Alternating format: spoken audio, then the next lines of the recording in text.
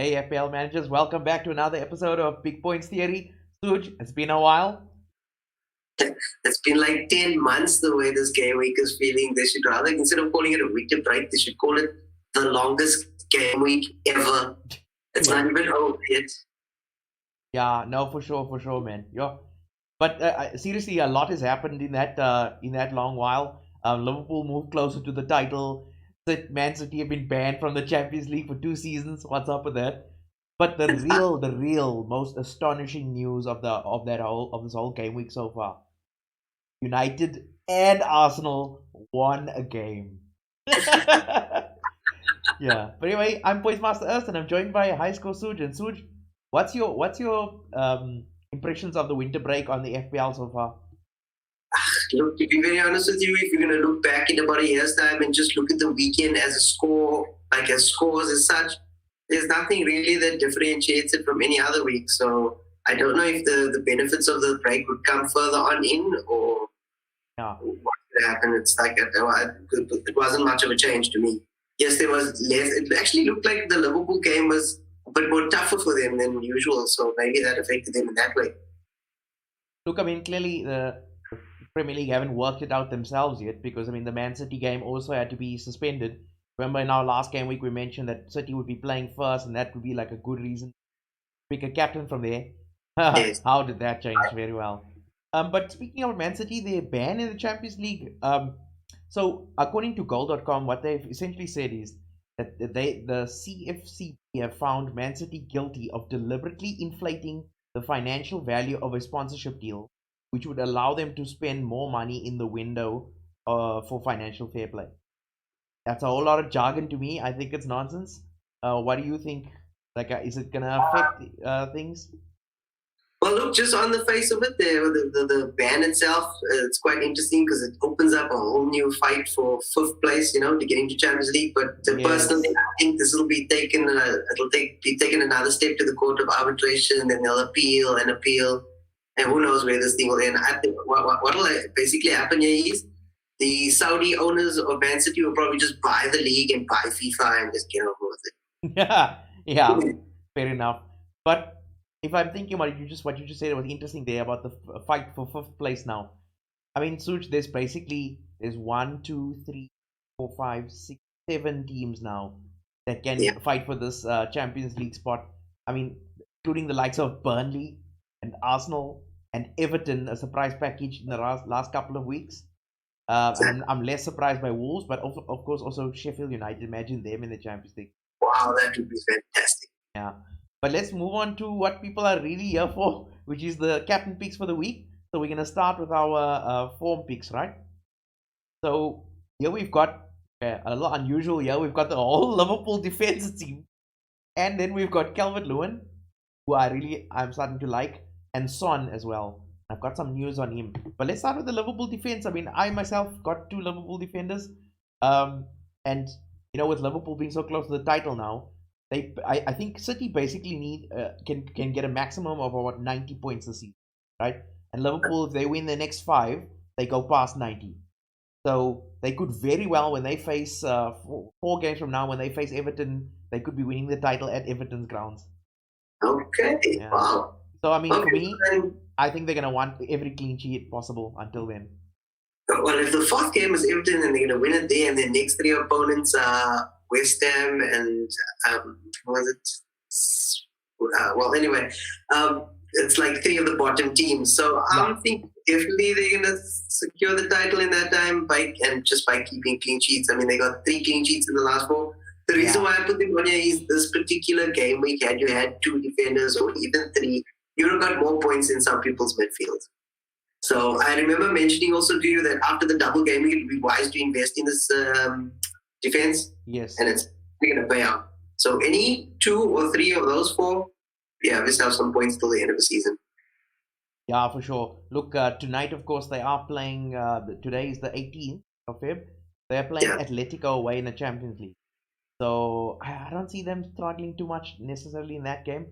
And I think their focus will still be on the league. So yeah, I think definitely good call. But I mean, as a captain pick, would you pick anyone from there? For this particular game week with the game against West Ham, no, I don't think. Well, Not from the defense, eh? the trend he's delivered before for people, but as a captain, I'd like to want to say somebody else. Yeah, not him. No, not one of those defenders. Okay. Moving on to Calvert-Lewin. This guy, he's having his best season he's ever had in the Premier League. Yeah, exactly. And only started once Ancelotti's arrived. So he's shooting more, he's scoring more. He's now moved up to fifth on the XG table in the last 4 games. He's got 3 goals in it. So he's clearly on some good form. And look, the fixtures are starting to toughen up after this year.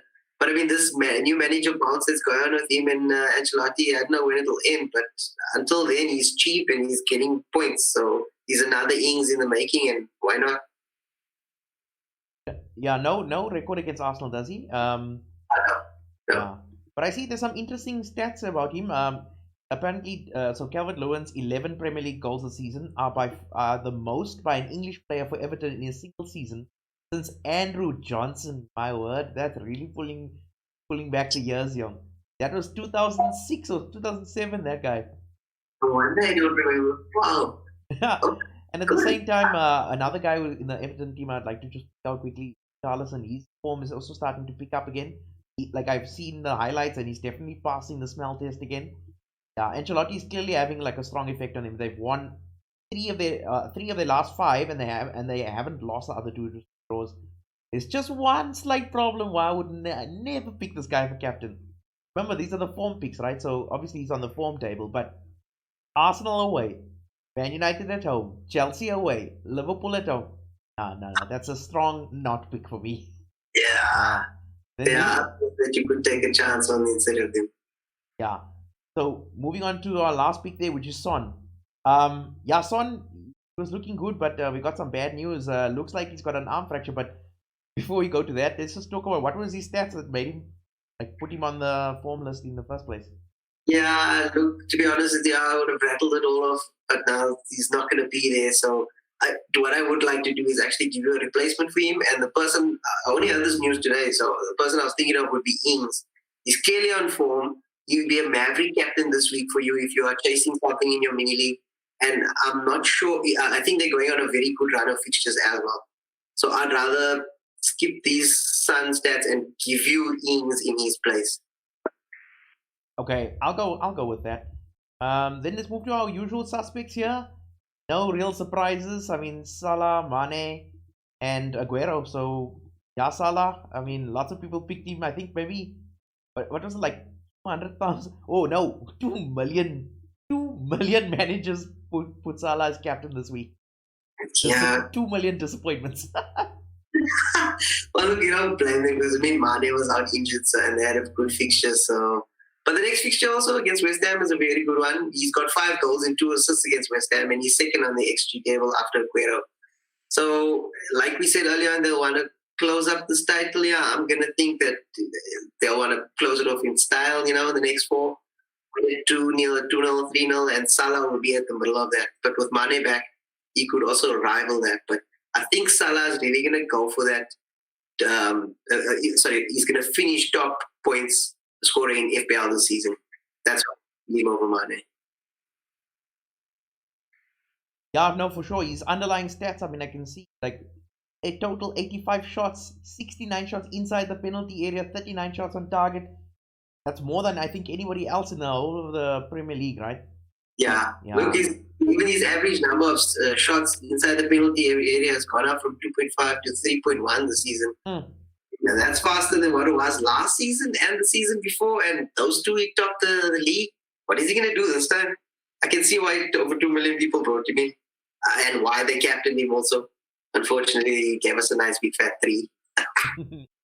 Yeah, but I mean, but okay, well, going on to Mane, because I mean, obviously for a success for 2 game weeks in a row now, he was basically the most sold out of all managers, right? I think 340,000 people just basically got rid of him, and I was one of them, unfortunately. But I mean, it was obviously 2 weeks of injury. Who knew that he was he was on the bench for that game, right? And then he just comes on in that delicious first touch and the goal. It was too much. And where did he get the assist from? From Anderson. This was chipping in with a lot of points here, to be ignored for the rest of the season, really. He's very... And Henderson? Oh, Henderson, okay. Yeah. But yeah, Mane, he had a decent game of what little time he had on the field. Obviously getting ready for the Champions League. But it's going to be, forget the Messi versus Ronaldo debate. They should have the Salah versus Mane debate for Player of the Year. I'd love to hear people's thoughts on that. No, you're wrong. You're wrong. Clearly, Messi's the Player of the Year, okay? For the season, okay. Even though Liverpool will probably win the league and get very far in the Champions League, but obviously UEFA wants Messi there, so let's make it happen. Hey, don't say stuff like that. My colleagues just keep telling me treble, and I'm like, no, not for me. That's suicide right there. If they deserve it, they've worked out. Let them have it. It's fine. It won't last forever, but let them have it. No, for sure. Then moving on to Aguero, and after I heard about the ban, then I was online and I'm seeing I saw this headline, newspaper headline. Sergio Aguero says, "I won't leave City until we are European champions." And I thought, even despite the ban, he's completely dedicated. No, wait, no. Article from Eurosport is 2014. Hey, this Google algorithms trying to trick me. So I'm like, okay, so you have to convince me why I shouldn't take him out of my team. I mean, as a captain pick in any other circumstances, I would have said yeah for sure. Definitely. Well, look at these Leicester way, and Leicester do have the potential to actually go on and beat City. We don't know what the motivation is going to be for City anymore. Are they really going to carry on in the league, or will they just put all their eggs in one basket and go for the Champions League and win it? And then if whatever happens in that ruling happens, rather rest all your players. You're not going to make Champions League whether you finish 5th, 6th, 7th, 10th, doesn't matter. It's not like you care about the money where you're going to end. So rather put all your eggs in the Champions League basket, and the first one being Real Madrid. So who knows? He might. That is why for me I wouldn't actually captain him up, because I'm not sure what's going to happen at City now. Yeah, I totally agree with that.